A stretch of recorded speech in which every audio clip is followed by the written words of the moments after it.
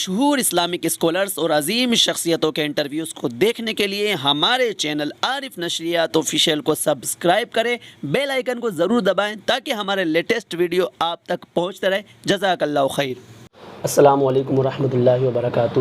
وعلیکم السلام ورحمۃ اللہ وبرکاتہ۔ معزز سامعین، آج میں آپ کو ایسی شخصیت سے ملوانا چاہتا ہوں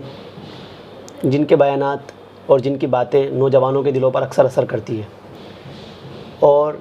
یہ وحدت اسلامی جو کہ ہندوستان کی ایک بہترین تنظیم ہے،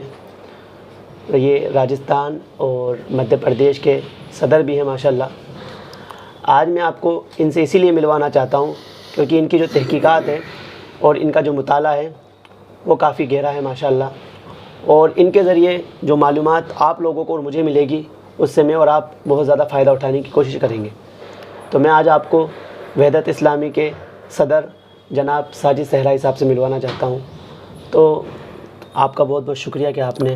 مجھ جیسے ناچیز کو وقت دیا، اور اتنی مصروفیات ہونے کے باوجود بھی آپ کے پروگرام اکثر رہتے ہیں، آپ کو بہت سارے کام رہتے ہیں، لیکن پھر بھی آپ نے وقت دیا، اس کے لیے آپ کا بہت بہت شکریہ۔ آپ کا استقبال ہے۔ جی حضرت،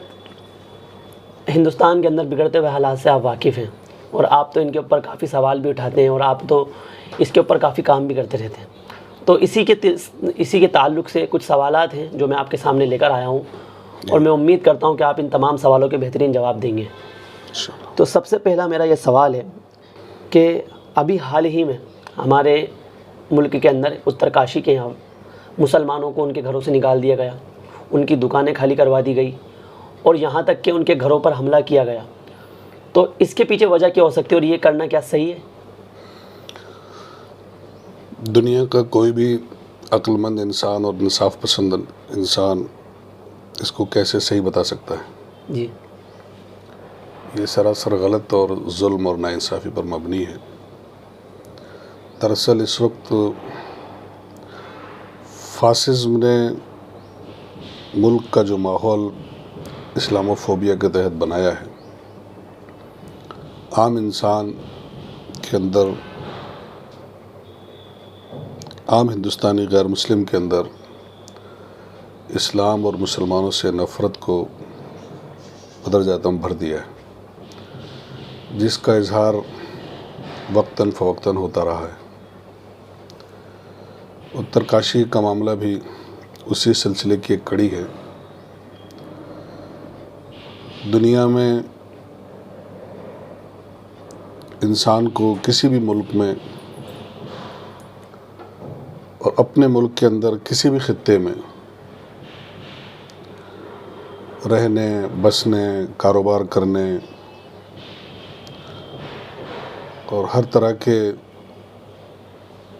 عدل اور انصاف کے ساتھ اس کے فنڈامنٹل رائٹس کے تحفظ کے حق کے ساتھ رہنے کی آزادی ہے۔ یہ کسی بھی انسان کا، وہ کسی مذہب کا ہو، اس کا یہ بنیادی حق ہے کہ دنیا کے کسی بھی خطے میں وہ رہے،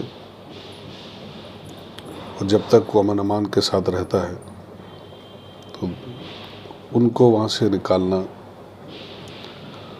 اور ان کے تعلق سے خاص قسم کا ماحول بنانا، یہ نہ صرف ظلم ہے بلکہ حکومتیں اگر اس پر خاموش رہتی ہیں اور خاموش تائید کرتی ہیں تو یہ فاسزم کو اور فاسسٹ ٹیررزم کو بڑھاوا دینے کا کرائم کرتی ہیں حکومتیں بھی، اور اترکاشی کا معاملہ بھی اسی سلسلے کی ایک کڑی ہے۔ لیکن وہاں کے لوگوں کا تو یہ نظریہ ہے اور یہ کہنا ہے کہ جن دکانوں سے اور جن مکانوں سے انہیں نکالا گیا وہ خود ان کی ذاتی تھی اور وہ نکال سکتے۔ کسی انسان کا خود سے نکلنا اور ایک ایجنڈے کے تحت نکالنا، دونوں میں ایک بنیادی قسم کا فرق ہے۔ وہ ایک خاص سازش کے تحت ایک خاص ماحول بنا کر کے نکلنے پر مجبور کیے گئے ہیں۔ نکلنے والے اپنی خوشی سے نہیں نکلے، ان کو جان کی، مال کی، ان کی اپنی پراپرٹیز کی عزت و آبرو اور ایمان کا تحفظ جب ان کو محسوس ہوا کہ یہاں سیف نہیں ہے تو وہ انچاہے انداز میں نکلنے پر مجبور ہوئے۔ جی، اور دوسرا سوال اور یہ ہے کہ حضرت آئے دن ہمارے ہندوستان کے اندر، ہمارے ملک کے اندر ایسی موویز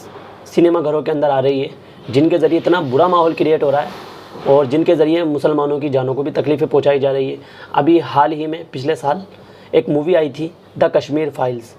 اور اس کے بعد ایک اور مووی آئی دا کیرلا اسٹوری. ان دونوں مووی نے ہمارے ملک کے ماحول کو درہم برہم کر دیا. اور ابھی تو یہیں پر ہمارا بالی ووڈ نہیں رکا، اس نے 2 اور ایسی مووی اور جھوٹی کہانیاں پیش کی، یعنی قرآن سے چھیڑ چھاڑ. 72 ہو رہے ایک مووی سنیما گھروں کے اندر آنے والی ہے، اور اس کے بعد ایک اور مووی اجمیر 92. تو کیا بالی ووڈ کی طرف سے ایسی موویز پیش کرنا صحیح ہے؟ ان موویز کا مقصد کیا ہے؟ دیکھیے، جن حال میں آئی ہوئی موویز کا آپ نے ذکر کیا ہے، یہ چونکہ زیادہ ایگریسو اور منافرت کو بہت زیادہ ہوا دینے والی ہیں، اس لیے ڈسکشن کا موضوع بنی ہے. ادروائز فاسزم نے اور ہندوتوا فورسز نے فلم انڈسٹری کو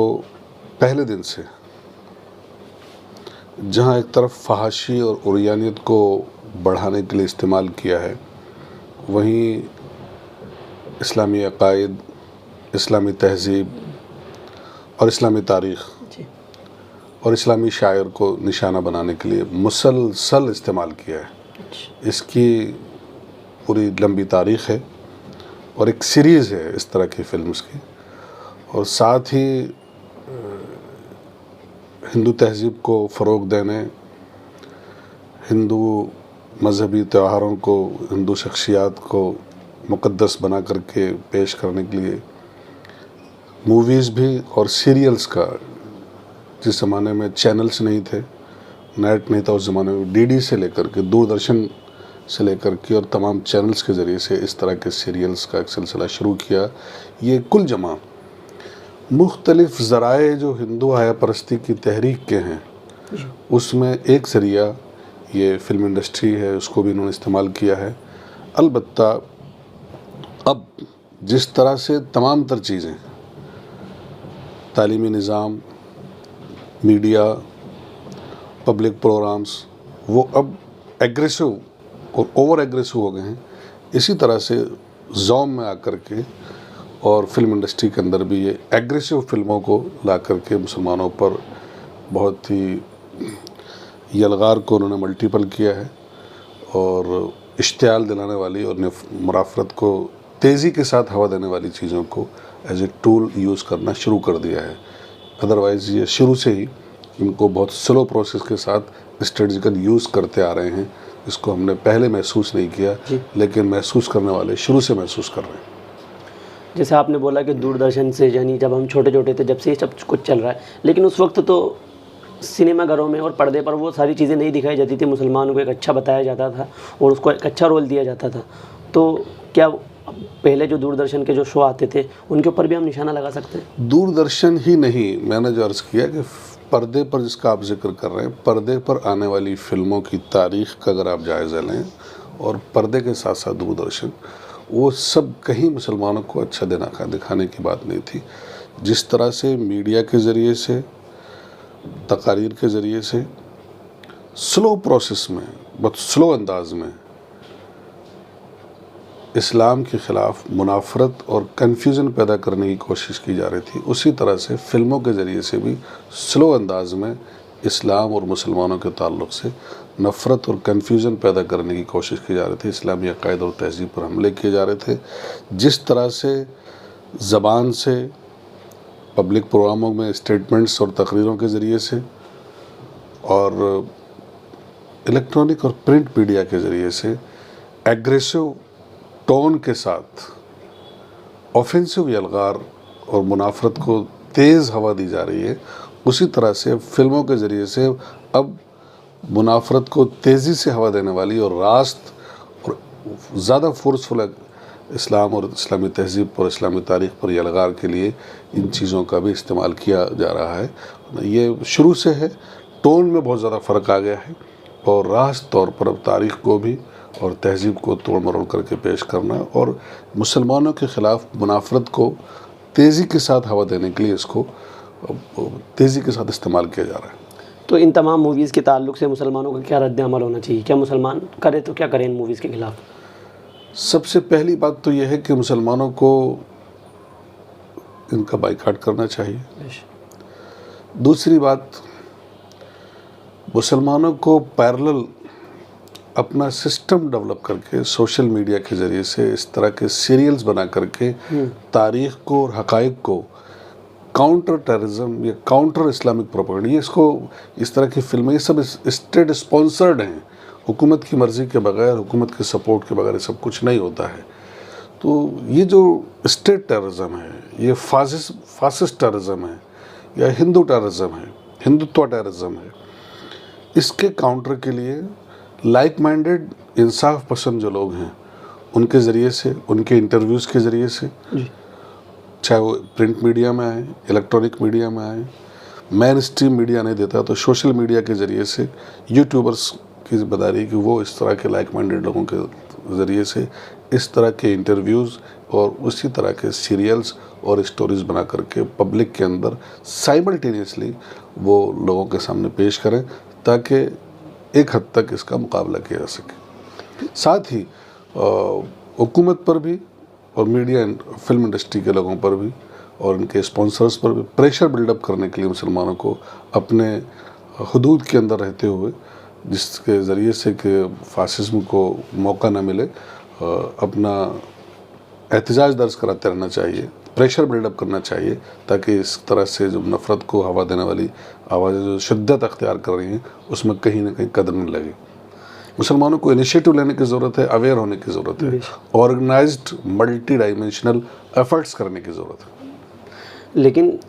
بائیکاٹ تو بے شک آپ نے بولا کہ بائیکاٹ کرنا چاہیے، لیکن ایک بڑی تعداد مسلمانوں کی کر بھی نہیں رہی ہے. کچھ لوگ تھوڑا بہت بولتے ہیں پھر خاموش ہو جاتے ہیں. اور نمبر 2 پر جو اسلامی سیریز کی بات ہے، اسلامی تاریخ پر جو ڈرامے ترکی کے اندر بنتے آ رہے ہیں، آپ جانتے ہوں گے اس بات کو اچھی طرح سے.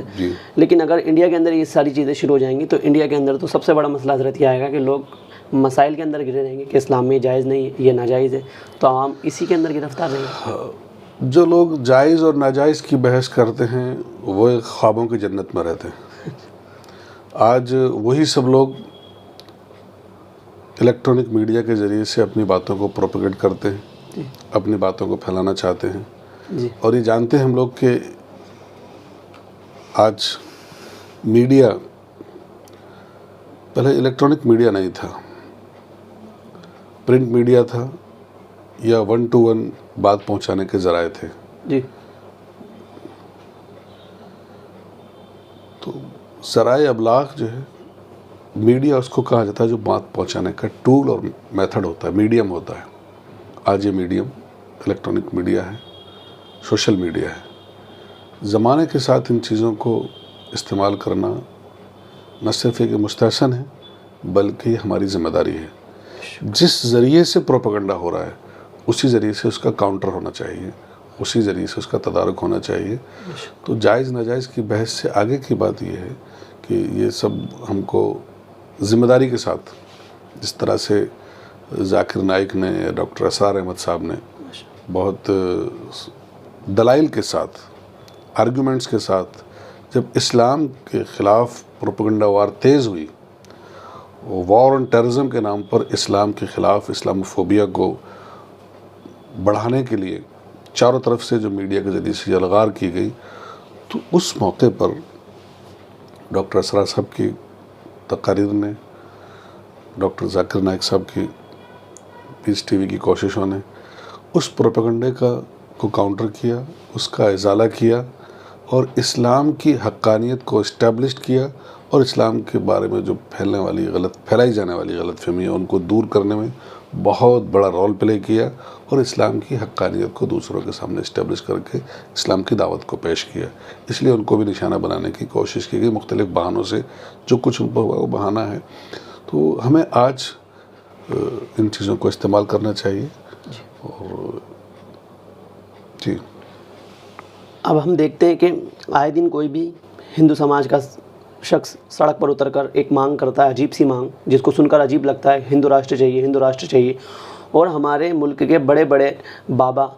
جیسے باگیشور دھام والے بابا جو مشہور ابھی ٹرینڈ میں چل رہے ہیں، اور اس کے علاوہ جو سادھو ہیں، جو پنڈت ہیں، اور اس کے علاوہ جو ہمارے نیتا ہیں، بی جے پی کے ہو چاہے کانگریس کے ہو، ان کی زبان پر ایک ہی چیز ہے کہ ہمیں ہندو راشٹر چاہیے، ہندو راشٹر، اکھنڈ بھارت۔ تو یہاں پر بات یہ پیدا ہوتی ہے اگر ہندو راشٹر بن جائے گا تو مسلمانوں کو کیا کیا جائے گا؟ کیا مسلمانوں کا قتل عام کیا جائے گا، یا مسلمانوں کو یہاں سے بھگا دیا جائے گا، یا پھر مسلمانوں کو اسلام چھوڑ کر کوئی دوسرا مذہب اپنانا پڑے گا؟ جیسا کہ میانمار کے اندر ہوا کہ جب وہاں کے مسلمانوں پر سخت ظلم ہوا تو ان کے ساتھ کیا ہوا؟ قتل عام کیا گیا، اور جب وہاں سے جو مسلمان باقی رہے ان کو کہیں پناہ دینے، ان کو کوئی کسی نے پناہ تک نہیں دی۔ وہ آج ہم دیکھتے ہیں ہمارے ملک کے اندر کس طریقے سے بھیک مانگ رہے ہیں، ایک طریقے سے چندہ مانگ رہے ہیں۔ کیا ہندوستان کا مسلمان بھی انہی حالات سے گزرنے والا ہے؟ آپ کے سوال میں کئی سوالات ہیں۔ پہلی بات تو یہ ہے کہ ہندو راشٹر کی بات کرنے والے وہ سیلف موٹیویٹڈ نہیں ہے، بلکہ یہ برہمنیت کا ایجنڈا ہے، جس کا ایک فیس آر ایس ایس ہے، جی جس کے آئیڈیالوگس نے ہندو راشٹر کی ایک خیالی تصویر پیش کی ہے، اس کا نظریہ پیش کیا ہے، اور ہندو راشٹر کیا ہوگا، کیسا ہوگا، اور اس میں غیر ہندوز کے ساتھ کیا رویہ اختیار کیا جائے گا، یہ اسی کے مظاہر ہیں۔ اب چونکہ اس نظریے کی حکومت مرکز میں ہے، جی چنانچہ حکومت کی سرپرستی میں، حکومت کی شہ پر ان کے پلان کے ساتھ، ان کے ایجنڈے کے تحت یہ باتیں کہلوائی جا رہی ہیں، اور اس کی پشت پناہی کی جا رہی ہے، اس کو پروپیگیٹ کیا جا رہا ہے۔ جی اور چونکہ یہ ابھی اس زوم میں مبتلا ہیں کہ اس ملک کو ہندو راشٹر بنائیں گے، جی لیکن یہ بات سمجھیے کہ ان کی یہ بھی خواہش ہے کہ شاید یہ جس طرح سے دھرم سنسد میں اعلان ہوتے ہیں مسلمانوں کے قتل عام کے، اور اس پر کوئی ایکشن نہیں ہوتا،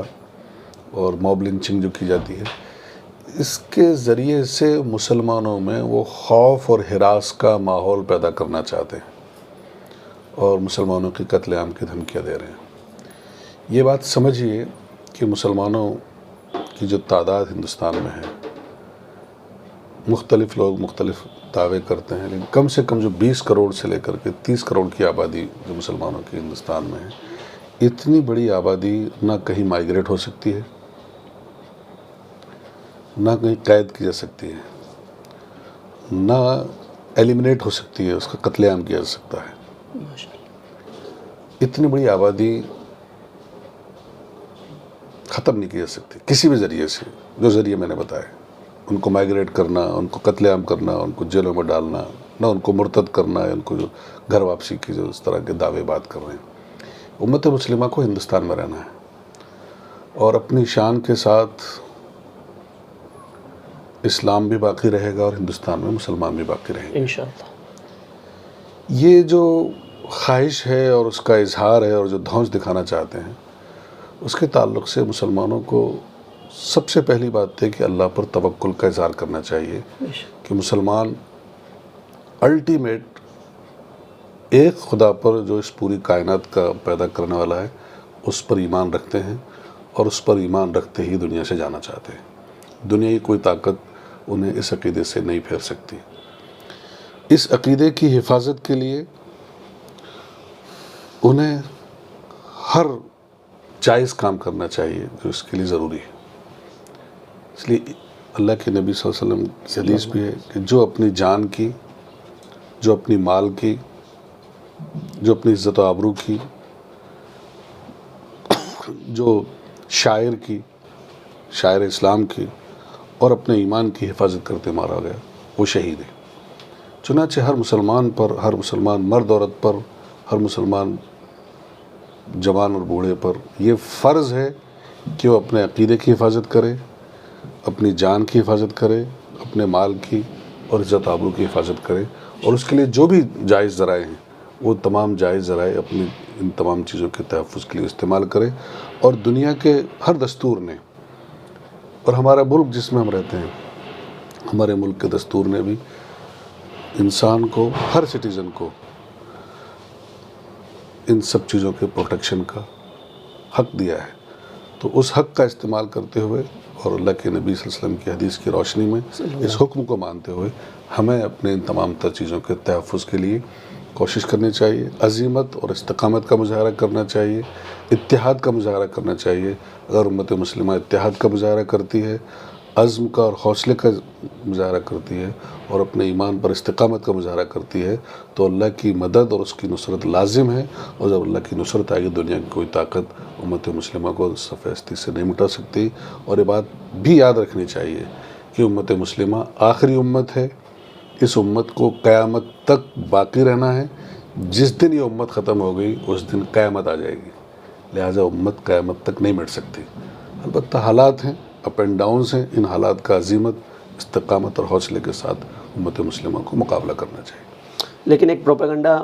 RSS کی طرف سے یہ بھی تو ہے نا کہ جگہ جگہ جو نندا مسلمانوں کو قتل عام کرنا، جیسے ابھی گجرات دنگے دیکھ لیں، مظفر نگر دنگے دیکھ لیں، آسام کے حالات دیکھ لیں، تو ایک ان کی یہ پلاننگ بھی تو ہو سکتی ہے کہ کم سے کم پوری دنیا سے نہیں مٹا پائے مسلمانوں کو تو ہندوستان سے چن چن کر۔ ہندوستان سے مسلمانوں کو مٹانے کے تعلق سے ہی میں نے باتیں کہی ہیں جو آپ کو میں نے ابھی اس سے پچھلے سوال میں جواب دیا ہے۔ جن حالات کا آپ نے جن جگہوں کا ذکر کیا، گجرات سے لے کے مظفر نگر سے موب لنچنگ، اس کو کبھی آپ نے غور کیا کہ کہیں آمنے سامنے امت سے مقابلہ نہیں؟ جی، کمزور لوگوں کو سافٹ ٹارگٹ بنا کر کے گاؤں دیہات میں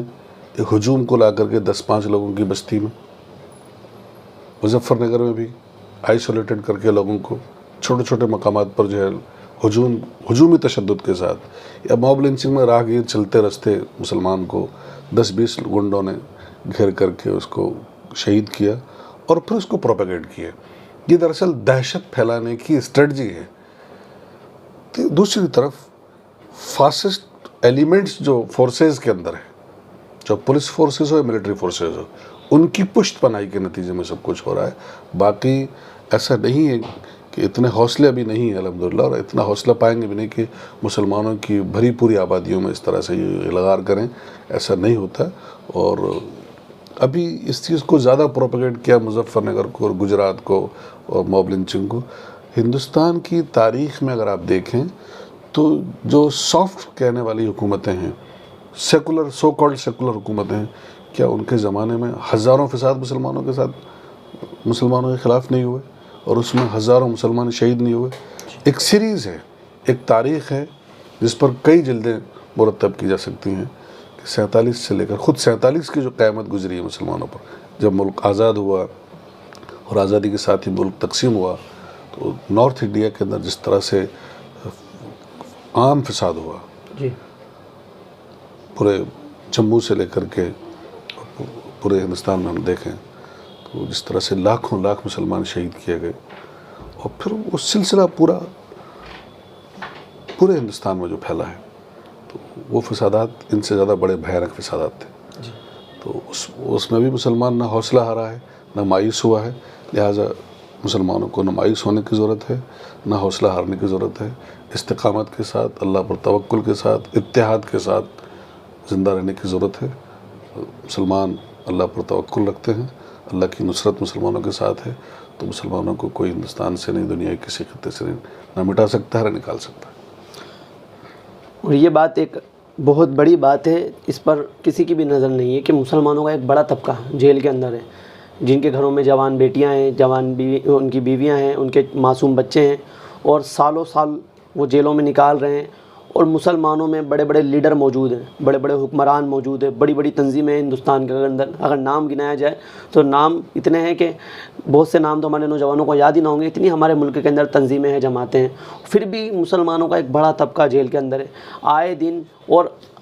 ہر سال بڑی بڑی ہستیوں کو ٹارگٹ کیا جاتا ہے، UAPA لگا دیا جاتا ہے، اور پھر ان کے اوپر کوئی ثبوت بھی نہیں ملتا، لاسٹ ٹائم پر ان کو بے گناہ اور بے قصور سمجھ کر چھوڑ دیا جاتا ہے۔ کہ اتنی مدت جیل کے اندر فضول نکالنا اور اس پر ہمارے ذمہ داروں کا کچھ نہ کہنا، یہ کیا عجیب سلسلہ ہے ہمارے ملک کا۔ یہ اسٹیٹ ٹیررزم ہے، چاہے وہ سافٹ ہندوتوا کی طرف سے ہوتا رہا ہو یا ایگریسو ہندوتوا کی فاسسٹ حکومت کے ذریعے سے ہوتا رہا ہو۔ مسلمان نوجوانوں کو گرفتار کرنا، ان کو جیلوں کے اندر ڈالنا، ان کی زندگیوں کو تباہ کرنا، یہ بھی مسلمانوں کو خوف میں مبتلا کرنے، مسلمانوں کو مایوس کرنے، مسلمانوں کو کمزور کرنے کا ایک ذریعہ ہے۔ اس سلسلے میں مسلمانوں کی بہت ساری تنظیمیں، ایسا نہیں کوئی کام نہیں کر رہا ہے، بہت ساری تنظیمیں کام کر رہی ہیں، لیکن جتنا کام ہونا چاہیے صحیح بات یہ ہے کہ اتنا کام نہیں ہو رہا ہے۔ اور یہ کام صرف تنظیموں کا نہیں ہے، یہ پوری امت کا کام ہے۔ لہٰذا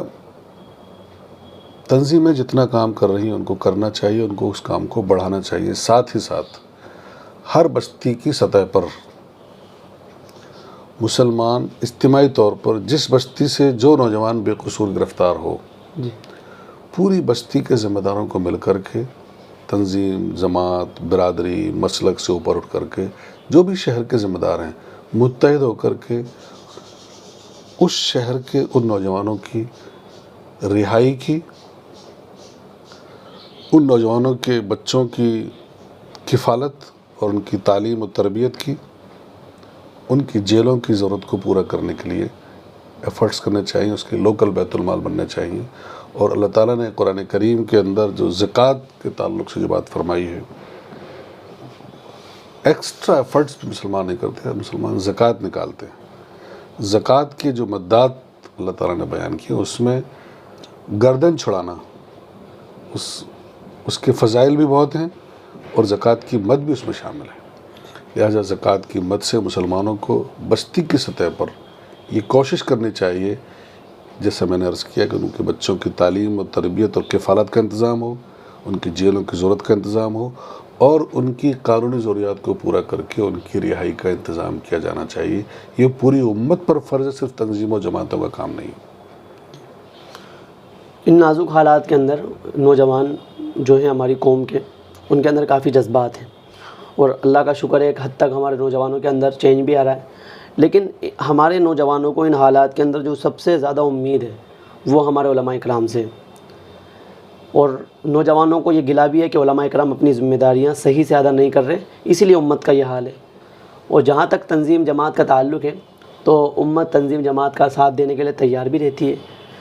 تو ان حالات کا جو ذمہ دار ہے، کیا علماء اکرام ان حالات کے ذمہ دار ہے؟ جس طریقے سے نوجوانوں کا اشکال ہے کہ ان حالات، جیسے بھی حالات آ رہے ہیں، ان کے ذمہ دار صرف اور صرف علماء اکرام ہی ہیں۔ صرف علماء اکرام ہی نہیں ہیں، علماء اکرام بھی ہیں، اور علماء سے مراد فارغین مدارس نہیں ہیں، بلکہ اس کو یہ کہا جائے قیادت۔ جی، قیادت سے قوموں کی امیدیں وابستہ ہوتی ہیں۔ جو لوگ قیادت کے منصب پر ہوتے ہیں، جو اس کا دعویٰ کرتے ہیں، جو اس کا اظہار کرتے ہیں، یہ فطری بات ہے کہ عوام کی ان سے امیدیں وابستہ ہونا لازمی بات ہے۔ جی، یہ بات بھی صحیح ہے کہ جس قدر ذمہ داری قیادت کو ان حالات کے تعلق سے، جو حالات تیزی کے ساتھ اسلام اور مسلمانوں پر چوطرفہ جو یلغار ہے، عقیدے کی، ایمان کی، تہذیب کی، تعلیم کے اعتبار سے، معیشت کے اعتبار سے، سیاست کے اعتبار سے، معاشرت کے اعتبار سے، حتیٰ کہ وجود کی، جیسا کہ آپ نے سوالات میں ذکر کیا، یہ جو ہندو راشٹر بنانے کی اور فاسزم کی جو یلغار ہے، اس یلغار کا مقابلہ کرنے کے لیے قیادت کو سنجیدگی کے ساتھ حالات کا جائزہ لینے اور مختلف محاذ پر سنجیدہ کوشش کرنے کی ضرورت ہے۔ ساتھ ہی ساتھ مسلم نوجوان جو قیادت پر الزام رکھتے ہیں اور الزام رکھ کر کے صرف بری ہو جاتے ہیں، یہ بھی ناکافی ہے۔ نوجوانوں کی خود ذمہ داری ہے کہ نوجوان اٹھیں اور اپنی بساط بھر، اپنی صلاحیت بھر، اپنے اثرات بھر مختلف فیلڈز میں وہ کوشش کریں، وہ اپنی بستی کی سطح پر، اپنے علاقے کی سطح پر، اپنے اسٹیٹ کی سطح پر آرگنائزڈ ہوں، اور جائزہ لے کر کے آرگنائزڈ ایفرٹس کریں۔ وہ پھر نئی قیادت فراہم کریں گے۔ وہ جب کام کریں گے، وہ اٹھیں گے، جو کنٹمپریری چیلنج ہیں ان کو وہ زیادہ سمجھتے ہیں، اور جب اٹھیں گے تو پھر وہی قیادت کریں گے، وہ مستقبل کی قیادت فراہم کریں گے۔ جیسا بابری مسجد کے ڈیسیجن، ٹرپل طلاق کے ڈیسیجن، 370 کے ڈیسیجن کے بعد جو ایک خاص کیفیت امت میں پیدا ہوئی اور نوجوانوں کے اندر ایک غم اور غصہ تھا، مایوسی تو میں نہیں کہوں گا، اسی سے حوصلہ پا کر کے جی فاسسٹ حکومت نے CNRC کے ذریعے سے مسلمانوں کو ایک خاص سمت میں دھکیلنے کی کوشش کی، اور جب یہ قیادت ایکسپیکٹیشن کے مطابق اسٹینڈ نہیں لے سکی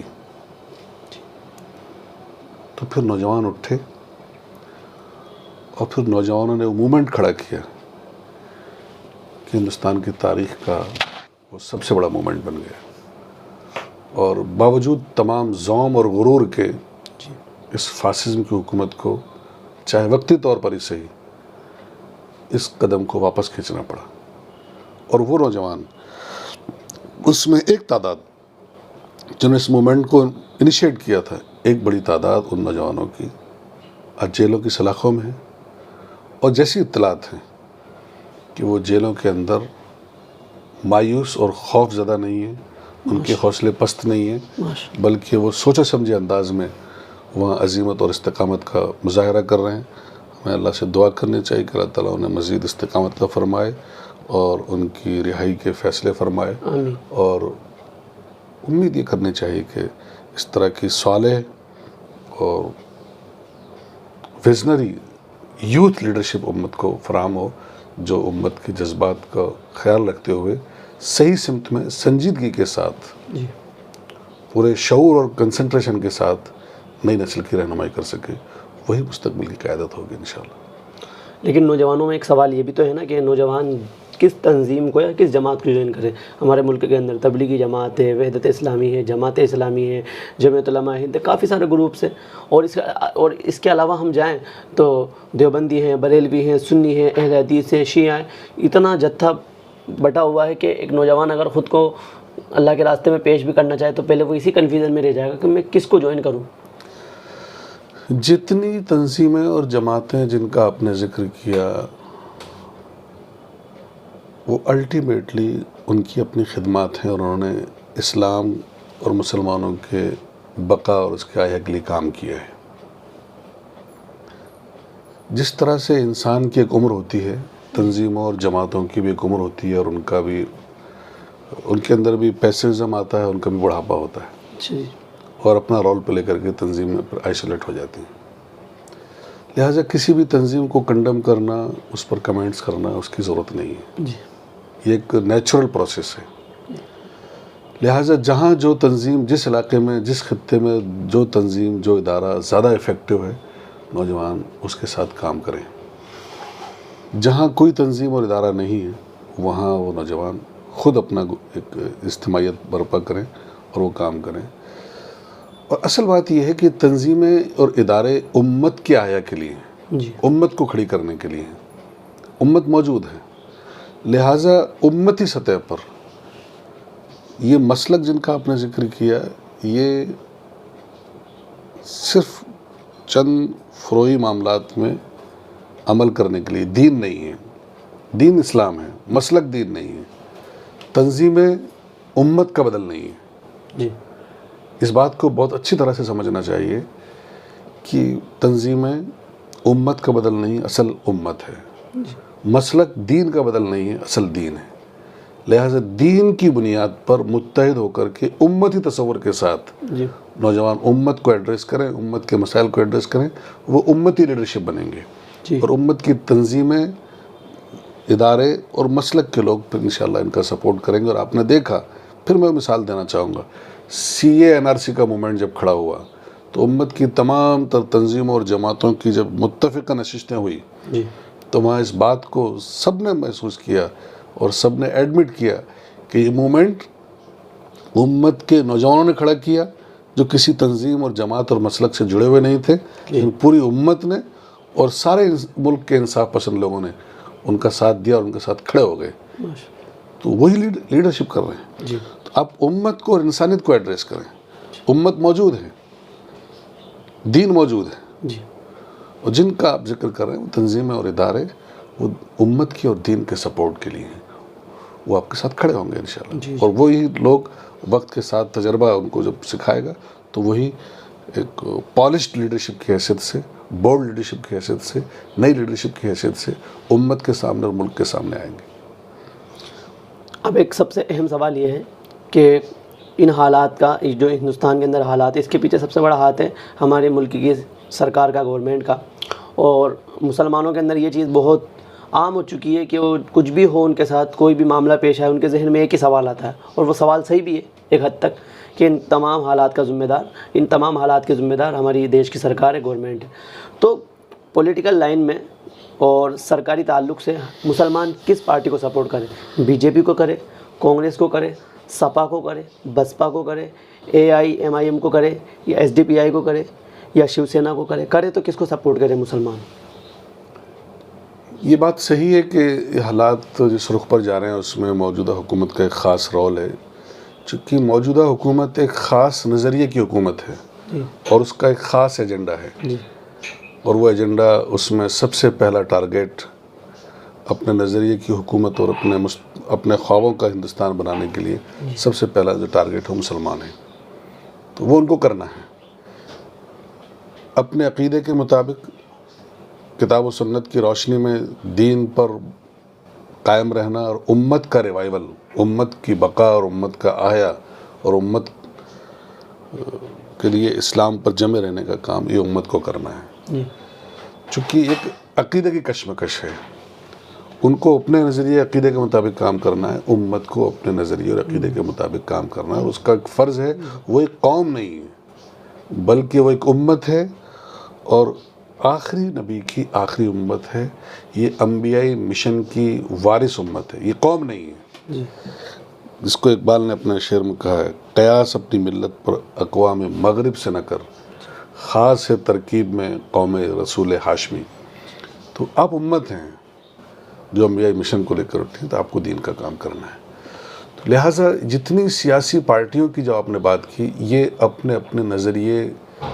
اور اپنے اپنے مقاصد کے لیے کام کرنے والی ہیں. ان میں سے کوئی بھی اسلام اور امت کے احیا اور بقا کے لیے کوئی مخلص نہیں ہے, اور ہو بھی نہیں سکتی. امت کا ایک مشن اور ایک مقام ہے, اور ان سیاسی تنظیموں کے چھوٹے چھوٹے اغراض و مقاصد اور ان کا ایک گول ہے. لہٰذا ان میں سے کوئی بھی, چاہے وہ مسلم نام سے ہوں, چاہے وہ سیکولر ناموں سے ہوں, چاہے وہ فاسسٹ کی حکومت ہو, کوئی اسلام اور مسلمانوں کے لیے مخلص نہیں ہے. امت کو امت کی حیثیت سے کھڑا ہونا ہوگا, اور امت کو امامت کے منصب پر خود آنا ہوگا, لوگوں کو کال کرنا ہوگا, امت کو بھی کال کرنا ہوگا اور لوگوں کو بھی کال کرنا ہوگا کہ تمہارے تمام تر مسائل کا, چاہے وہ تعلیمی مسائل ہوں, سماجی مسائل ہوں, معاشرتی اور معاشی مسائل ہوں, یا سیاسی مسائل ہوں, ان تمام تر مسائل کا حل ان تمام تر نام نہاد سیاسی بازیگروں اور دکانوں کے پاس نہیں ہے. اس کا حل اللہ اور رسول کی تعلیمات میں ہے, اور امت کو خود کھڑے ہو کر کے خود لیڈ کرنا چاہیے. لوگوں کی دعوت پر لبیک کہنا, لوگوں کے ساتھ ضم ہو جانا, ان کو فالو کرنے کی بجائے لوگوں کو دعوت دینا چاہیے کہ تمہارے مسائل کا حل ہمارے پاس ہے, اور انہیں خود ایک قیادت کے ساتھ امت بن کر کھڑا ہونا چاہیے. وہ سارے مسائل کا حل وہیں سے پیدا ہو. لیکن مسلمانوں کے پاس اپنی ایک پارٹی ہونا تو ضروری ہے, کیونکہ ہندوستان میں رہنے کے لیے تو دنیا میں جتنی قومیں زندہ رہتی ہیں جو اپنے نظریے اور مشن کے لیے ہوتی ہیں, وہ جس طرح کا پارٹی سسٹم ہے جس سے متاثر ہو کر کے آپ سوال کر رہے ہیں, اور سب لوگ اس سے متاثر ہیں, وہی حل نہیں ہے. یہ اس پارٹی سسٹم کے غلبے کا اثر ہے کہ لوگ سمجھتے ہیں کہ یہی مسئلے کا حل ہے. دنیا میں جو قومیں سروائیو کرتی ہیں, جن کا اپنا نظریہ اور گول ہے, مثال کے طور پر یہودیت ہے. یہودیت دنیا میں یہ تصور کرتے ہیں کہ ہم دنیا میں حکمرانی کے لیے ہیں, ہم اللہ کے سب سے زیادہ چاہتے ہیں. لہٰذا وہ کون سی پارٹی کے ذریعے سے, جو آج کا موجودہ پولیٹیکل سسٹم ہے, وہ یورپ سے لے کر امریکہ سے لے کر بظاہر انڈائریکٹ نام پوری دنیا پر رول کرنے کا خواب دیکھتے ہیں, تو کون سے ڈیموکریٹک اور الیکٹرل اور پولیٹیکل پارٹی یا پارٹی سسٹم کے ذریعے سے وہ دنیا میں غلبہ حاصل انہوں نے کیا ہے، لیکن آج دنیا میں غالب ہے۔ ہندوستان میں برہمنیت ہے اصل چیز، جس کی مختلف شیپ ہیں۔ یہ کانگریس خود برہمنیت کی علمبردار ہے، مسٹر نہرو سے لے کر کے آج تک جو کچھ ہے، خود آر ایس ایس ہے یا بی جے پی ہے، اصل چیز برہمنیت ہے، جس کی تعداد کتنی ہے، وہ ہر پارٹی اور ہر سسٹم میں، ہر سیٹ اپ کر کے برہمنیت کے غلبے کے لیے اور اپنے نظریے کے لیے کام کرتی ہیں۔ خود آر ایس ایس جو اس کا ایک فاسسم کا ایک چہرہ ہے، برہمنیت کا ایک فیس ہے، وہ کون سے الیکٹرل پروسیس کے ذریعے سے، وہ الیکٹرل پروسیس تو ایک فیس ان کا آج ایک بی جے پی انہوں نے بنایا ہے، لیکن اس کے ہٹ کر کے جتنے فیسز ہیں ان سب کے اندر انہوں نے اپنا جو گول ہے، اپنا جو ایجنڈا اس کے لیے وہ کام کرتے ہیں، تو اور وہ کبھی الیکشن میں کھڑے نہیں ہوتے۔ ایک پریشر پالیٹکس، ایک پاور گین، ایک رول کرنا، سروائیو کرنا، اس کے لیے ضروری نہیں کہ آپ الیکٹرل سسٹم میں ہی آئیں۔ آج ہندوستان میں جو قومیں،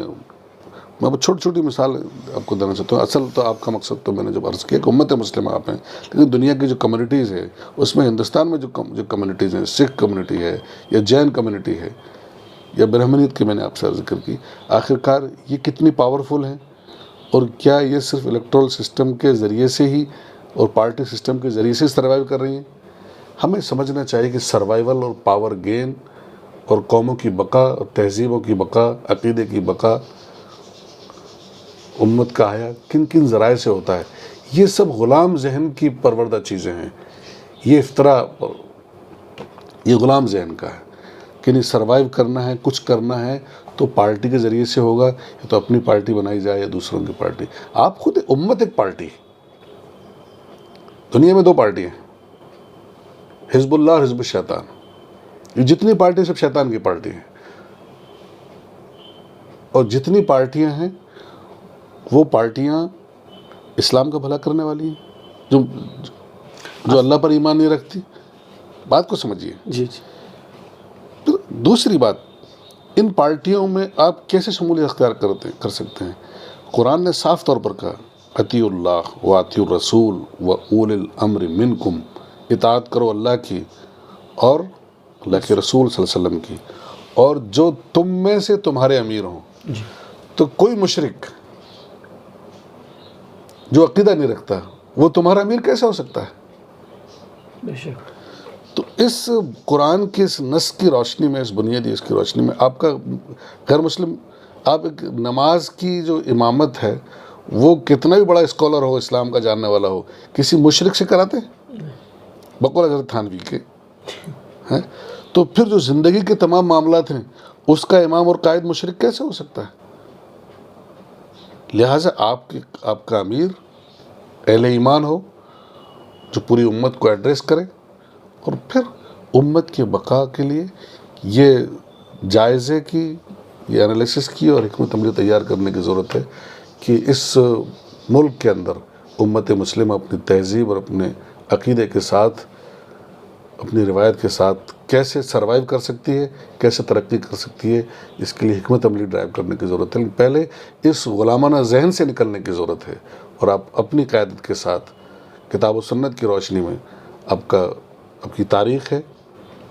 آپ کا ماڈل اللہ کے نبی صلی اللہ علیہ وسلم کا اسوہ ہے کہ کس طریقے سے آپ مدینہ کی بستی میں ساری اقوام موجود ہیں، یہود ہیں، نصارہ ہیں، مشرکین ہیں، ان کے ساتھ آپ نے کیسے جو ہے ملک میں سروائیو کیا، اور انسانیت کے ساتھ، امت کے ساتھ ساتھ انسانیت کی بھی بقا کے لیے اور عدل و انصاف کے لیے کام کیا۔ امت کو اسی مشن کی چونکہ امین ہے، اسی مشن کے لیے کام کرنا ہوگا، تو پھر انشاءاللہ دنیا میں بھی امن آئے گا، خوشحالی آئے گی، انصاف ملے گا سارے انسانوں کو، اور آخرت میں بھی یہ امت مسلمہ اللہ کے ہاں سرخرو ہو سکے گی۔ جی، جیسا کہ آپ نے ابھی تھوڑی دیر پہلے بولا تھا کہ اسلامی تاریخ اور اسلامی سیریز کی ضرورت ہے، پھر میں نے کہا کہ میں ان کی علماء کرام کے نزدیک جائز ناجائز، تو آپ نے بولا کہ حالات کے دیکھتے ہوئے سب کچھ فیس کرنا ضروری ہے اور سب چیزوں کو انٹر کرنا ضروری ہے وقتی طور پر۔ تو ہم اگر پولیٹیکل لائن میں دیکھیں تو اسد الدین اویسی صاحب جو کہ AIMIM کے لیڈر ہیں، اور SDPI جو کہ ایک مسلمانوں کی مضبوط پارٹی ہے، تو کیا مسلمان ان دونوں پارٹیوں کو سپورٹ کرے یا نہ کرے؟ حالات کو دیکھتے ہوئے، اگر ہمیں مضبوطی کے ساتھ اس ہندوستان کے اندر اپنے انصاف کی لڑائی لڑنا تھا؟ میں نے عرض کیا کہ امت ایک پارٹی ہے، جی وہ تو ہے اور میں پرٹیکولر پارٹیوں کی اور افراد کی بات ہی نہیں کر رہا، جی اور جن کا آپ ذکر کر رہے ہیں وہ ایک محدود ایجنڈے کے ساتھ ہیں۔ جی اسلام کا حیا اور امت کی بقا اور امت کا حیا کسی کے نزدیک نہیں ہے۔ جی کہیں نہ کہیں مغربی نظریات اور موجودہ سیاسی جو سسٹم ہے اس سے مروب ہو کر کے، اس سے مستعار ہو کر کے وقتی جزوی مسائل کے لیے کام کرنے والی یہ سب تنظیمیں اور ادارے ہیں۔ ان کے ذریعے سے امت کا کچھ چھوٹا موٹا بھلا تو ہو سکتا ہے، جی سڑکیں بن جائیں، نالیاں بن جائیں، اسکول اسپتال کھل جائیں، چھوٹی موٹی، لیکن بحیثیت قوم اور بحیثیت امت، امت کی بقا اور امت کی حیا ان کے ایجنڈے میں نہیں ہے، ان کے پاس وہ شعور ہی نہیں ہے۔ جی لہٰذا یہ اس رخ تک جانے کی بات جن کے شعور میں نہیں، جن کے ایجنڈے میں نہیں ہے، تو ان سے اس کی امیدیں وابستہ کرنا عبث ہے۔ وہ بیچارے چھوٹی موٹی کوششیں کر رہے ہیں کہ آپ کے کارپوریٹر ہو جائیں، آپ کے ایم ایل اے ہو جائیں، آپ کے چند، اور اس میں آپ کو یہ جو آپ کے چھوٹے چھوٹے مسائل ہیں وہ اس کو حل کر لیں۔ یہ وقتی طور پر لوگ کام کر رہے ہیں، اس میں جو لوگ جا رہے ہیں وہ ٹھیک ہے، لیکن اس سے جیسا میں نے عرض کیا امت کا اصل جو مقصد ہے وہ حاصل نہیں ہو سکتا، چونکہ ان کے پاس نہ اس کا شعور ہے، نہ ان کے ایجنڈے میں وہ بات شامل ہے۔ اور ہم دیکھتے ہیں کہ مسلمانوں کے اندر بہت سے مسلمان بجرنگ دل کو سپورٹ کرتے ہیں، RSS کو سپورٹ کرتے ہیں، یہاں تک کہ مسلم راشٹریہ منچ جس کے اوپر علماء کرام کا فتویٰ تک موجود ہے کہ اس کے اندر جوائن ہونا، اس سے جڑنا حرام ہے، تو مسلمان BJP، اس مسلمان RSS، بجرنگ دل، مسلم راشٹریہ منچ اور یہ جتنی بھی غیر مسلم تنظیمیں ہیں، جماعتیں ہیں، ان کو سپورٹ کرتے ہیں، ان کے فیور میں رہتے ہیں، یہاں تک کہ ان سے جڑے ہوئے رہتے ہیں۔ ان مسلمانوں کے بارے میں آپ کی کیا رائے ہے؟ مسلمان اس وقت دراصل ایک بڑی تعداد شعوری مسلمان نہیں بلکہ نسلی مسلمان ہیں، جی جن کو اسلام کا شعور ہی نہیں ہے، جی ان کو پتہ ہی نہیں ہے، ان کو اس میں سے بڑی تعداد ہے جن کو کلمہ بھی نہیں معلوم ہے، جی بس وہ مسلمان رسمی گھرانوں میں پیدا ہو گئے، جی ایک تعداد تو وہ ہے، لہٰذا وہ حقیر سے مفادات کے لیے وہاں چلے جاتے ہیں۔ یہ ذمہ داری ہے ہمارے تنظیموں کے ذمہ داروں کی، علماء کی، دانشوروں کی، کہ اس تعلق سے امت کے اندر شعور کو بیدار کیا جائے کہ اسلام دشمن تنظیموں، اسلام دشمن اداروں اور تحریکوں کی حقیقت کو ایکسپوز کریں جی اور اس کے نقصان سے لوگوں کو آگاہ کریں، اور یہ غیرت اور حمیت پیدا کریں کہ لوگ حقیقت سے مفاد کے لیے ان کے پاس نہ جائیں۔ ایک تعداد ایسی ہے جو جانتے بوجھتے وہاں چلی جاتی ہے، جی وہ لوگ منافق ہیں، اچھا چاہے وہ مولوی کی شکل میں ہو، جی چاہے وہ دانشور کی شکل میں ہو، چاہے وہ جبہ دستار پہنتے ہوں، لیکن اسلام دشمن تحریکوں میں شمولیت دنیا کے جو حقیر، جس طرح سے علماء یہود کے اندر جو کرائم پیدا ہو گئے تھے جی کہ ہلکے سے مفادات کے لیے دنیا کے وہ جو کچھ کھیل کھیلتے تھے، آج بہت حقیر سے مفادات کے لیے اس طرح کے دستے جبار دستار والے لوگ، جو جبے اور قبے والے لوگ اسلام دشمن تنظیموں میں شامل ہو جاتے ہیں، وہ دنیا کی لسٹ میں مسلمان ہو سکتے ہیں، وہ بظاہر اپنے نام کے آگے کچھ بھی لگا لیں، بہرحال وہ اللہ کے نزدیک مسلمان نہیں ہے، دنیا میں بھی وہ رسوا ہوں گے، اور امت ان کو ذلیل سمجھتی ہے، امت ان کو قدر کی نگاہ سے نہیں دیکھتی، اور اللہ تعالیٰ کے ہاں تو سخت پکڑ کے مستحق ہوں گے۔ انہیں اگر ان تک یہ بات پہنچتی ہے تو ان کا ایک ہی حل ہے کہ یا تو توبہ کریں، جی ورنہ پھر ان کا انجام جو ہے وہ دنیا اور آخرت میں ذلت اور رسوائی کے علاوہ کچھ نہیں۔ اب آپ نے بہت اچھے انداز میں ساری باتیں سمجھائی، اور اس میں ایک اہم بات یہ تھی کہ جس طریقے سے پولیٹیکل لائن میں مسلمانوں کو جو سوال تھا اس کا بہترین جواب بھی ملا ان لوگوں کو، لیکن ایک قیمتی سوال یہ ہے کہ ہمارے بڑے بڑے لیڈر، ابھی حال ہی میں ہمارے بڑے لیڈروں کے ذریعے سے یہ پیغام دیا جا رہا ہے، یہ کہا جا رہا ہے کہ کانگریس کو سپورٹ کیا جائے، اس کے رہتے ہوئے ہماری بہت ساری گنجائشیں نکلیں گی، اس کے رہتے ہوئے ہمیں بہت سپورٹ ملے گا. بڑے بڑے اجلاسوں کے ذریعے لاکھوں کے مجمع میں یہ بات منظر عام پر آ کر کہی جا رہی ہے کہ کانگریس ہمارے لیے بہتر ہے. ایک طرف تو ہمارے لیے مسلم پارٹیاں بھی، آپ نے جو بہترین رائے رکھی کہ امت خود ایک پارٹی ہے، لیکن ایک طرف ہمارے مسلمانوں کے بڑے بڑے لیڈر جن کے پاس لیڈرشپ ہے، قیادت ہے، وہ کہہ رہے ہیں کانگریس کو سپورٹ کیا جائے. میں تو اس کا جواب تو آپ کو دے چکا ہوں. جی. لیکن وہ بیچارے جو کچھ کہتے ہیں، تو جب تک امت کے اندر یہ شعور بیدار نہ ہو، وہ محسوس کرتے ہیں کہ اگر فاسزم آتا ہے اور یہ ملک ہندو راشٹر بنتا ہے تو اس کے مقابلے میں سیکولرزم کے نام پر جو چھوٹی موٹی رعایت آپ کو ملی ہیں وہ اس کو بہتر سمجھتے ہیں، اس لیے یہ بات کہتے ہیں. بہتر. ورنہ کانگریس کے تعلق سے مسلمان کو یہ بات سمجھنا چاہیے کہ کانگریس اور فاسزم جو RSS کے نام پر ہے، جس کا ایک پولیٹیکل چہرہ BJP کے نام پر ہے، جو ہندو راشٹر بنانا چاہتے ہیں، بلکہ ہندو راشٹر کا اوپن اظہار کر رہے ہیں. نظریے اور گول کے اعتبار سے کانگریس اور RSS میں کوئی فرق نہیں ہے. دونوں کا مقصد ہندو راشٹر ہی بنانا ہے. اچھا جی. لیکن وہ سیکولرزم کے لبادے میں سلو پروسیس کے ساتھ تھپکی دیتے ہوئے، سلو پوائزن کے ساتھ غیر محسوس طریقے سے جی. آپ کو اس جگہ لے آتے ہیں. اور یہ 70 سالہ تاریخ ہے کہ جس جگہ مسلمان کھڑا تھا وہاں سے لے کر کے آج تک جو کچھ کیا ہے اس میں مرکز میں کانگریس ہی کی حکومت رہی، اور کانگریس کے ایجنڈے کا ہی نتیجہ ہے، اس کے امپلیمنٹیشن کا نتیجہ ہے کہ مسلمان اس جگہ آئے. BJP RSS کے لوگ وہ عجلت میں ایگریسو انداز میں اپنے ایجنڈے کا اظہار کرتے ہیں اور اس کو نافذ کرنا چاہتے ہیں. باقی ہندو راشٹر قائم کرنا، مسلمانوں کو نیو دلت بنانا، اس گول میں دونوں کے اندر کوئی فرق نہیں ہے. گول کو حاصل کرنے کے طریقے اور ٹائم لائن کا فرق ہے. ایک آپ کو پچکار کے تسلی تشفی کے ساتھ سلو پوائزن کے ساتھ لانا چاہتا ہے، ایک آپ کو بہت عجلت میں ایگریسو انداز میں ڈکٹیٹ کر کے آپ کو اپنے گول کو حاصل کرنا چاہتا ہے. لہٰذا فی الحال ایک وقتی طور پر ایک وقتی رعایت مل جانے کے نام پر جو لوگ بات کرتے ہیں کہ شاید وہ یہ سمجھتے ہیں کہ BJP اور RSS کے ہندو راشٹر کے مقابلے میں شاید کانگریس اس کا اظہار نہیں کر رہی ہے، لہٰذا یہ مسلمانوں کو مناسب ہے. باقی گول کے اعتبار سے کوئی فرق نہیں ہے. آپ کا ایک چیز پر کام بھی چل رہا ہے، یونیفارم سول کوڈ یعنی UCC کے تعلق سے آپ کے بیان بھی دیکھے تھے. تو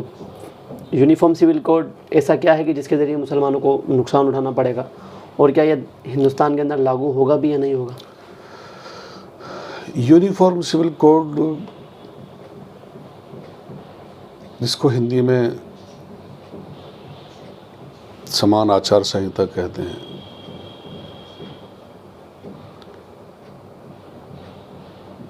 اس کا سیدھا سا مطلب یہ ہے کہ ملک میں بسنے والے تمام انسانوں کے لیے آئلی زندگی میں بھی یکساں قوانین ہوں، جس طرح سے ایک عام انسانی زندگی میں فوجداری اور دیگر معاملات میں جو قانون ہیں. یہ ایجنڈا سب کا ایجنڈا ہے، یہ BJP کا نیا ایجنڈا نہیں ہے. دستور جب بنا تو مسلمان اس ملک میں رہتے ہیں، مسلمانوں کی ہدایت کے لیے، انسانوں کی ہدایت کے لیے اللہ تعالیٰ نے قرآن نازل کیا ہے، اور اللہ کے نبی کا اسوہ شریعت کہلاتی ہے. جی. کتاب اور سنت، اور کتاب اور سنت کے احکامات زندگی کے تمام تر شعبوں پر ہیں. انفرادی سے لے کے اجتماعی، اور لہٰذا مسلمان پوری تاریخ میں اس پر عمل کرتا رہا ہے۔ جب مسلم حکمراں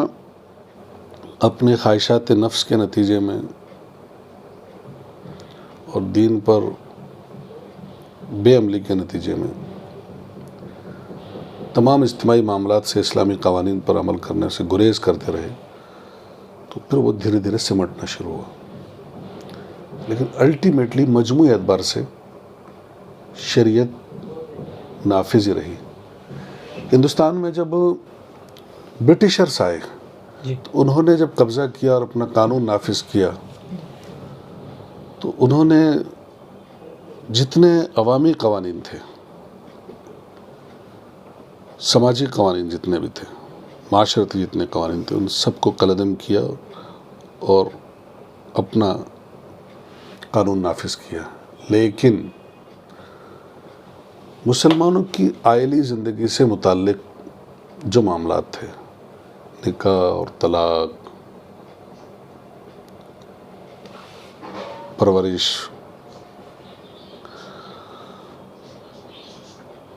نفقہ، وراثت، اوقاف، یہ جو مسلمانوں کی پرسنل لائف سے اور خاندانی لائف سے متعلق جو قوانین تھے، اس کو انہوں نے نہیں چھیڑا اور اسی کا نام پرسنل لا رکھا، اور اپنا قانون نافذ کرنے کے باوجود پرسنل لا کو باقی رکھا۔ ملک جب آزاد ہوا، پھر ملک تقسیم ہوا، ہندوستان میں نیا دستور نافذ ہوا، اس میں بھی اس وقت کے حکمرانوں نے مسلم پرسنل لا کو انٹچ رکھا، اس کو چھیڑا نہیں، چونکہ لوگ جانتے تھے کہ مسلمانوں کے اگر پرسنل، انگریز بھی جانتا تھا اور مسلمان ہندوستان کا آزادی کے بعد کا حکمراں بھی جانتا تھا کہ اس کو اگر ٹچ کیا تو مسلمان ریوولٹ کریں گے، اس میں کسی بھی قیمت پر مداخلت برداشت نہیں کریں گے۔ لیکن سائملٹینیسلی دستور بناتے وقت ہی ہندوستان کے حکمرانوں نے بہت ہی عیاری اور مکاری کے ساتھ، بالخصوص مسٹر نہرو نے، آرٹیکل 44 ڈائریکٹو پرنسپلز میں فنڈامنٹل رائٹس سے ہٹ کر کے ڈائریکٹو پرنسپلز میں اس کو شامل کیا کہ اس بات کی کوشش کی جائے گی کہ ملک کے لوگوں کو اس بات کے لیے آمادہ کیا جائے گا کہ یہاں یکساں سول کوڈ سارے ناگرکوں کے لیے لاگو کیا جائے، اور وقتاً فوقتاً اس کی کوششیں کی جاتی رہی۔ لہٰذا مسز اندرا گاندھی نے بھی 72 کے اندر چائلڈ اڈاپشن بل لا کر کے، متبنہ بل اس کو کہا جاتا ہے، اس کو عام عرف عام میں گود لینا کہتے ہیں، تو چائلڈ اڈاپشن بل کے ذریعے سے پرسنل لا کے اندر مداخلت کرنے کی کوشش کی، اور اس پر مسلمانوں نے بے چینی کا اظہار کیا، اور تمام مسالک اور تمام شعبہ زندگی کے مسلم ذمہ داران، علماء اور دانشوران جمع ہو کر کے انہوں نے مسلم پرسنل لا بورڈ بنایا اور ہندوستان میں ایک تحریک چلائی، اور الٹیمیٹلی اس بل کو واپس لینا پڑا۔ لیکن ٹائم ٹو ٹائم ہلکے پھلکے انداز میں جو ہے پارلیمنٹ کے اندر اسٹیٹمنٹس کے ذریعے سے، مختلف ڈیسیژنز کے ذریعے سے پرسنل لا کے تعلق سے چھیڑخانی کی کوشش کی جاتی رہی، مسلمانوں کو ٹیسٹ کیا جاتا رہا کہ ملک میں یکساں سول کوڈ نافذ کیا جائے گا، جو مسلمانوں کو کسی بھی قیمت پر قابل قبول نہیں، اس لیے کہ یہ قوانین مسلمانوں نے خود اپنے لیے نہیں بنائے، بلکہ ان کا قانون ساز اللہ تعالیٰ ہے، اور اسی پر ان کا عقیدہ ہے۔ وہ اس میں تبدیلی کے مجاز نہیں ہیں، وہ حق نہیں رکھتے کہ مسلمان سب مل کر بھی اس کو تبدیل کر سکیں۔ شریعت پر عمل کرنا، شریعت کے مطابق اپنے معاملات کو چلانا، اس کے لیے مسلمان پابند ہیں۔ تو یہ کام کانگریس بھی کرتی رہی ہے، دیگر حکومتیں بھی کرتی رہی، ایون بیچ میں مورارجی دیسائی وغیرہ کی حکومت بنی ایمرجنسی کے بعد، تو وہ لوگ بھی اس طرح کی کوششیں کرتے رہے ہیں، کیونکہ کوئی بھی نہیں چاہتا، مسلمان اسے دستبردار نہیں ہو سکتے۔ اب بی جے پی چونکہ پولرائزیشن کے ساتھ حکومت کرتی ہے اور اس کی جو پالیٹکس ہے وہ اسلام دشمنی پر اور مسلم دشمنی پر مبنی ہے، جس کا وہ پہلے دن سے اظہار کرتے ہیں، اور مسلم دشمنی کے اظہار کر کے ہی وہ پولرائز کر کے اقتدار میں آنا چاہتے ہیں۔ لہٰذا انہوں نے جو باتیں کی تھی، جو دعوے کیے تھے، جو مینیفیسٹو میں جو بات شامل کی تھی اور اس کا اظہار کیا تھا، تو اس میں ایک کامن سول کوڈ بھی ہے، تو وہ اس کو اعلان کے ساتھ لانا چاہتے ہیں۔ لیکن مسلمانوں کو یہ کبھی بھی کسی بھی قیمت پر برداشت نہیں ہوگا، مسلمان اس کو قبول نہیں کر سکتے۔ دوسری بات، صرف مسلمان ہی نہیں، ہندوستان میں آسام سے لے کے کیرل، تمل ناڈو تک، اور راجستھان اور گجرات اور کشمیر تک جو ڈائیورسٹی ہے، مختلف مذاہب کے ماننے والے ہیں، مختلف ٹرائبس ہیں، ٹرائبلس ہیں، مختلف کلچر کے لوگ ہیں، مختلف ٹریڈیشنز کے لوگ ہیں، تو یہ ان کے لیے بھی اپلیکیبل نہیں ہے۔ اس کا بھی کوئی مسودہ یا اس کی کوئی شکل نہیں ہے کہ وہ کیا ہوگا، لیکن چونکہ وہ پولرائز کرنے کے لیے ایک اسٹنٹ کے طور پر اس کو یوز کرنا چاہتے ہیں، اور وہ الٹیمیٹلی ان ٹرائبلس اور ان ریلیجیس مائنورٹیز کو وہ ٹارگیٹ کریں گے یا نہ کریں گے، اصل ان کا ٹارگیٹ امت مسلمہ ہے کہ وہ مسلم پرسن اللہ کو ٹارگیٹ کرنا چاہتے ہیں۔ لیکن امت مسلمہ کو یہ بات سمجھنا چاہیے کہ اگر شریعت باقی ہے، ان کا ایمان باقی ہے، اگر شریعت باقی نہیں رہے گی تو وہ بحیثیت ایک انسان کے زندہ رہیں گے، لیکن بحیثیت مسلمان ان کی کوئی حیثیت نہیں ہوگی۔ لہٰذا مسلمانوں کو اس تعلق سے اپنے احساسات کا، اپنے جذبات کا اظہار کرنا چاہیے، اور ہر حال میں شریعت سے چمٹے رہنے کے لیے ہر ممکن جدوجہد کرنی چاہیے، اور حکومت کو باور کرانا چاہیے کہ یہ صرف اسلام دشمنی میں اتنے اندھے نہ ہو جائیں کہ یہ ملک کے لیے تباہ کن ہو جائے، چونکہ ملک کی تمام تر جو آبادی ہے وہ خود اس بات کو نہ گوارا کرے گی، نہ پسند کرے گی، نہ قبول کرے گی۔ اس لیے یہ ہندوستان کی حکومت کو، ہندوستان کے امن پسند اور انصاف پسند لوگوں تک، امت مسلمہ کے ذمہ داروں کی ذمہ داری ہے کہ وہ ان تک اس بات کو نہ صرف پہنچائیں بلکہ ان کو اس کا احساس کرائیں، اور ساتھ ساتھ رائے عامہ بیدار کرنے کے لیے بھی ہر ممکن کوشش کریں۔ یہ مسلمانوں کی دینی ذمہ داری بھی ہے، اور بحیثیت انڈین سٹیزن ان کی ذمہ داری ہے کہ وہ ہندوستان کے عوام کو بھی اس سے آگاہ کریں۔ اب آپ سے آخری اور بہت اہم سوال ہے، کیونکہ ہمارے جو سوالات تھے وہ صرف اور صرف نوجوانوں کے تعلق سے تھے، شروع سے لے کے آخر تک نوجوانوں کے لیے ہی ان سوالوں کے اندر نصیحت تھی، اور آپ نے بہترین انداز میں ان تمام سوالوں کے جواب دیے۔ اب جب کہ حالات اتنے نازک ہیں اور ماحول اتنا خراب ہے، لیکن پھر بھی آپ کی زبان پہ ایک بات ہمیشہ آتی رہی پوری گفتگو کے درمیان کہ ہمیں حوصلہ نہیں ہارنا ہے، ہمیں مایوس نہیں ہونا ہے۔ لیکن پھر بھی ہم دیکھتے ہیں کہ مسلمان جوانوں کی ایک بڑی تعداد سوشل میڈیا کا جو ایک پلیٹ فارم ہے اس پر ناچنے میں، گانے میں، اور یہاں تک کہ پورے دن جو ایک کمائی کا ذریعہ بھی بن چکا ہے ناچنے سے، گانے سے، کیونکہ یوٹیوب وغیرہ، سوشل میڈیا وغیرہ سے کافی سارے پیسے ہمارے مسلمان نوجوان لڑکے اکٹھا کر رہے ہیں، اور اسی ذریعے سے ایک مرتد کا ذریعہ شروع ہو رہا ہے کہ بڑی تعداد کے اندر مسلمان اپنے اسلام کو چھوڑ رہے ہیں۔ تو آپ ایک نصیحت کر دیں تاکہ ہمارے جوان لڑکے لڑکیاں جو بھی سوشل میڈیا کے ذریعے خود کو اور دوسرے مسلمانوں کو برباد کر رہے ہیں، اور ان کو دیکھ کر دوسرے جو جوان لڑکے ہیں، جو جوان لڑکے، ان کے اندر ایک ان کے اندر ایک خواہش آ رہی ہے کہ ہم بھی ایسا بنیں۔ اس تعلق سے آپ کیا کہیں گے؟ دیکھیے، یہ بات جہاں ایک طرف بنیادی ہے کہ مسلمانوں کو حوصلہ نہیں ہارنا چاہیے، اور میں یہ بھی محسوس کر رہا ہوں کہ مسلمان نوجوانوں میں بے چینی تو ہے لیکن مایوسی نہیں ہے، جی، اور یہ خوشائند بات ہے۔ جی، جس طرح سے نظام تعلیم اور فلم انڈسٹری یا اور دیگر ذرائع ابلاغ وہ شیطانی قوتوں کے ہاتھ میں ہے، اسی طرح سے اس سائبر ایج میں جو سوشل میڈیا ہے وہ بھی شیطانی قوتوں کے ہاتھ میں ہے، اور اس پہ بھی خاص طور سے ویسٹ جو پوری طرح سے شیطان کی گود میں ہے اور ننگا ہو چکا ہے، جن کے پاس عقیدہ، ایمان، تہذیب کوئی چیز نہیں ہے، وہ صرف ایک مادی دنیا میں جی رہے ہیں اور ہوس کے پجاری ہیں۔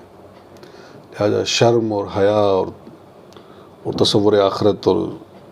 جزا اور سزا کا کوئی تصور ان کے پاس نہیں ہے. تو وہ شیطان کی آغوش میں بیٹھ کر کے نہ صرف اس کے دل دادا اور اس کے رسیاں ہیں، بلکہ وہ شیطان کے ایجنڈے پر کام کر کے پوری دنیا کو فحاشی اور عریانیت اور نفس پرستی میں مبتلا کرنا چاہتے ہیں. تو دنیا کی تمام تر دیگر تہذیبیں تیزی کے ساتھ مغرب کی اس سازش کا شکار ہو رہی ہیں اور ان کی بنیادیں متزلزل ہو چکی ہیں، ان کی بنیادیں ہل چکی ہیں اور وہ بہت کچھ کھو چکے ہیں. ان کی معاشرت، ان کی سماجک زندگی تباہ ہو چکی ہے، چھن بھن ہو چکی ہے اور رشتوں کا احترام اور شرم و حیا وہ سب تار تار ہو چکی ہے. اس وقت شیطان کے ان ایجنڈوں نے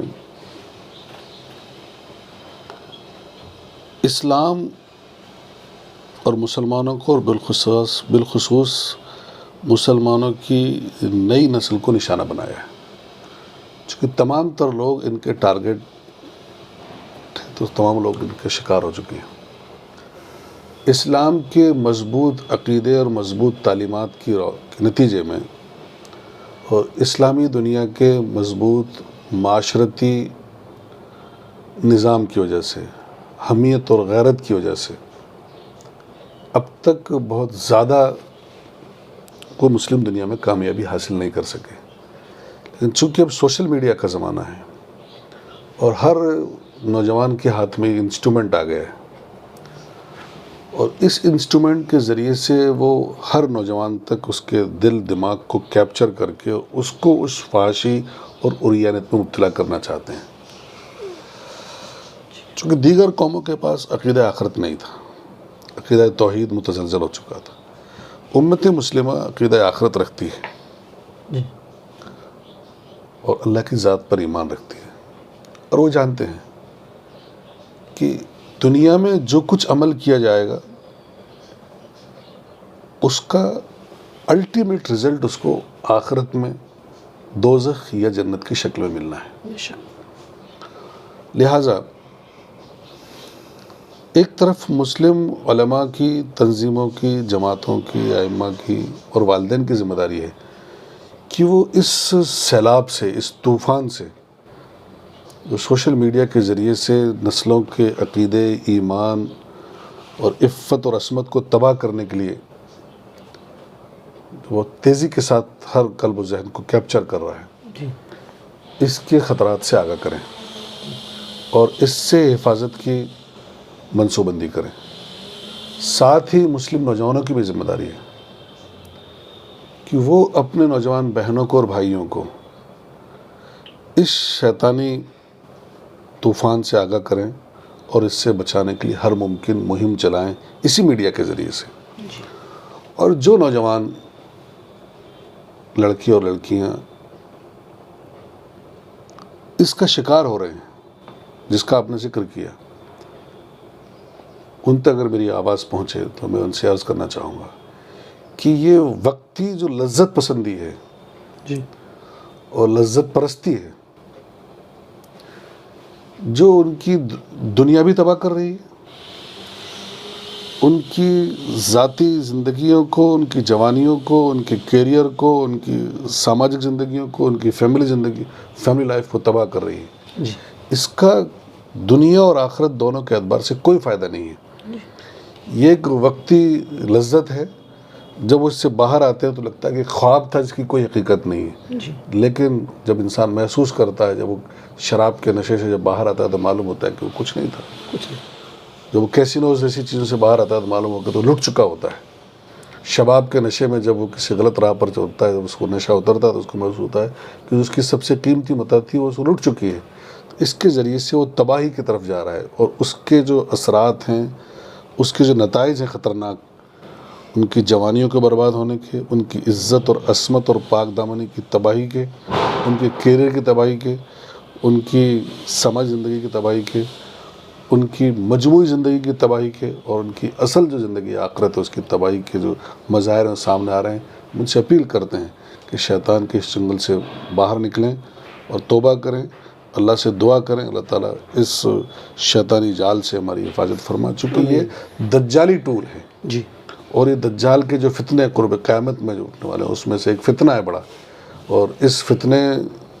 سے بچنے کے لیے دعا بھی کریں، اس کے لیے اجتماعی کوششیں بھی کریں، جی اور وہ اپنی دنیا کو بنانے کے لیے، اپنی آخرت کو سنوارنے کے لیے سنجیدہ ہوں اور اللہ کی طرف رجوع کریں تاکہ ان کی دنیا بھی سنور سکے اور دنیا میں وہ امامت کا رول پلے کر سکیں، اور اس میڈیا کو وہ انسانیت کی فلاح اور بہبودی کے لیے استعمال کر سکیں تاکہ آخرت میں اللہ تعالیٰ کی جنتوں کے مستحق ہوں اور اللہ کے یہاں بڑے اجر کے اور اللہ کے قرب کے مستحق ہو سکیں۔ آپ کا بہت بہت شکریہ، اتنے سارے سوالات تھے، ایک بھی سوال کا آپ نے غلط جواب نہیں دیا اور بہت مطمئن ہونے والا جواب دیا، اور اتنے پیارے پیارے جواب دیے کہ آسانی سے تمام معزز سامعین ان کو سنیں گے، اس انٹرویو کو دیکھیں گے تو ان کے بہترین سمجھ میں آئے گا۔ تو جناب یہ تھے ہمارے ساجد صحرائی صاحب، جو کہ وحدت اسلامی کے صدر بھی ہیں، ہمارے راجستھان کے اور مدھیہ پردیش کے، اور ان کے بیانات وحدت اسلامی کے پروگرامات کے اندر ہوتے رہتے ہیں۔ تو ان کے ذریعے سے ہمیں آپ کے سامنے یہی پیش کرنا مقصد تھا کہ ان حالات کے اندر ہم کیسے مقابلہ کریں، اور پولیٹیکل لائن کے اندر جو سوال میں نے آج ان سے کیے ان کے انہوں نے پیارے پیارے جواب دیے، تو ان کو سن کر آپ کی ایک میدانی محنت ہونا چاہیے اور ان کی باتوں سے آپ کو فائدہ اٹھانا چاہیے، اور ان کے پروگرام آئے دن ہوتے رہتے ہیں جے پور کے اندر۔ اگر آپ ان سے اور استفادہ اٹھانا چاہتے ہیں تو وحدت اسلامی کے پروگراموں کو جوائن کریں، ان کے اندر کافی مفید اور فائدہ والی باتیں ہوتی رہتی ہیں۔ تو بہت بہت جزاک اللہ خیر، آپ کا بہت شکریہ کہ آپ نے ہمیں موقع دیا۔ السلام علیکم۔ وعلیکم السلام ورحمۃ اللہ۔